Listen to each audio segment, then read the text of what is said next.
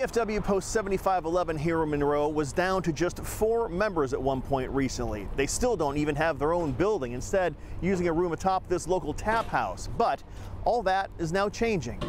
Jamie Weber is among those leading the charge to revive the post. She is the first female quartermaster in the post history, and the 9-year Air Force veteran is hoping to inspire more women to join.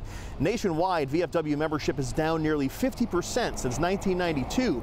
Here in Monroe, the post was in danger of closing like so many others across the country, but a few stalwart members are now pumping new life into the organization with community events, including a 5K coming up on the 26th.